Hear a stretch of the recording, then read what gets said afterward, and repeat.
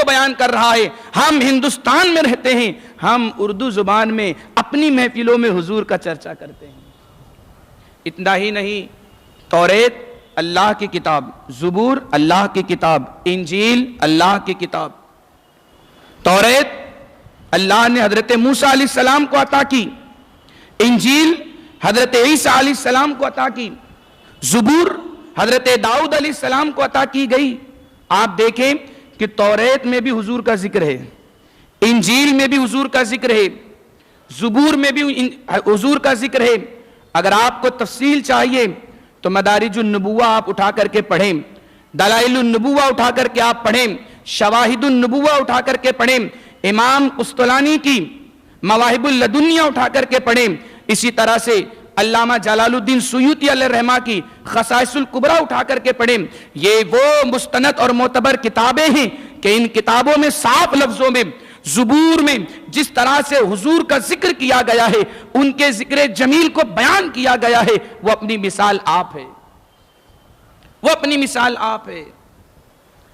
حضور علیہ الصلوۃ والتسلیم ارشاد فرماتے ہیں, انا خیرکم نسبا و خیرکم حسبا. اے لوگو, میں نسب کے معاملے میں تم میں سب سے بہتر ہوں, وخیرکم حسبا, اور حسب کے معاملے میں بھی تم سب سے بہتر ہوں.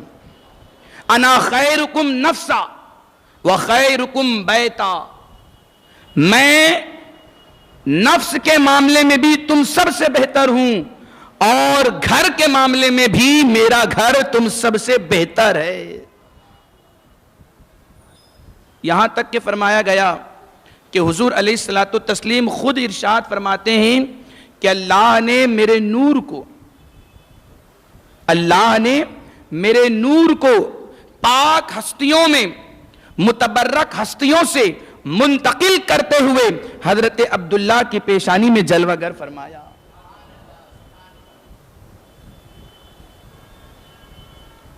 امام قسطلانی علیہ الرحمہ مواہب اللدنیہ میں ارشاد فرماتے ہیں کہ حضور علیہ السلام کے آبا و اجداد میں ایک صاحب ہے جن کا نام ہے الیاس. جناب الیاس کے حوالے سے آپ بیان کرتے ہیں کہ جب جناب الیاس خانہ کعبہ کا طواف کرتے تھے, اور خانہ کعبہ کا طواف کرتے کرتے جب آپ تکبیر تشریق پڑھتے, اللہ اکبر لا الہ الا اللہ اللہ اکبر وللہ الحمد, جب یہ تکبیر پڑھتے تھے آپ اور خانہ کعبہ کا طواف کرتے تھے تو آپ کی پشت مبارک سے بھی تکبیر پڑھنے کی آواز آیا کرتی تھی.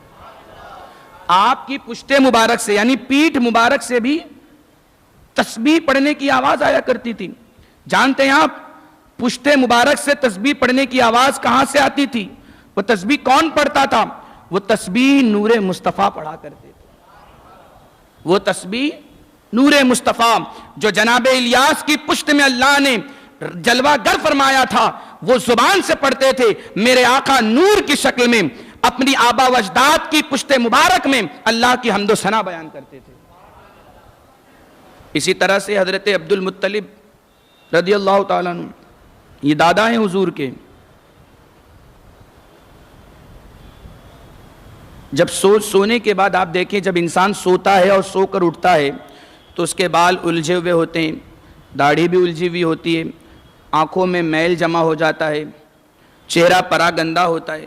لیکن حضرت عبد المطلب رضی اللہ تعالیٰ عنہ جب نیند سے بیدار ہوتے تھے تو آپ کے سر میں قدرتی طور پر تیل لگا ہوا ہوتا تھا, آپ کی آنکھوں میں قدرتی طور پر کاجل لگا ہوا ہوتا تھا, آپ کے بال اور آپ کے چہرے کو مکمل طور سے حسن و جمال سے آراستہ کیا گیا ہوتا تھا.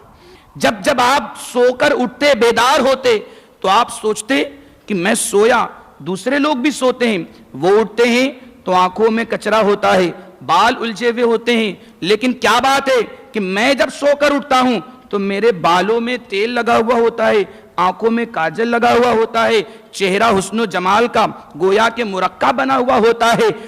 یہ بات اس وقت کھلی, یہ اس راز سے پردہ اس وقت اٹھا جب آپ کی پیشانی میں نور مصطفیٰ جلوہ گر ہوا تھا.